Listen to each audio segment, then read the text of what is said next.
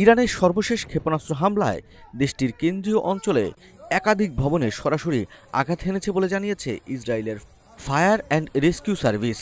এ হামলায় ডেন জেলার একটি ৮তলা ভবনসহ আরও কয়েকটি আবাসিক ভবনও ক্ষতিগ্রস্ত হয়েছে। এছাড়া কেন্দ্রীয় জেলার আরও কয়েকটি ভবনে সরাসরি আঘাত হেনেছে। সিএনএনের এক প্রতিবেদনে বলা হয়েছে, সংস্থার সরবরাহকৃত ছবিতে ধ্বংসস্তূপের মধ্যে উদ্ধারকর্মীদের তল্লাশি চালাতে দেখা গেছে। ইসরায়েলের জাতীয় জরুরি সেবা সংস্থা মাগেন ডেভিড আদম কর্তৃক প্রকাশিত এক ভিডিওতে কেন্দ্রীয় অঞ্চলের একটি ক্ষতিগ্রস্ত ভবন এবং চারপাশে ছড়িয়ে থাকা ধ্বংসাবশেষ দেখা গেছে। জানা গেছে, ইসরায়েলে শনিবার মধ্যরাত ও রোববার ভোরে ২ দফা ক্ষেপণাস্ত্র হামলা চালিয়েছে ইরান। এতে অন্তত ৭ ইসরায়েলি নিহত হয়েছেন। এছাড়া আহত হয়েছে আরও ২০০ জন। এখনও নিখোঁজ প্রায় ৩৫ জনকে খুঁজছে উদ্ধারকর্মীরা।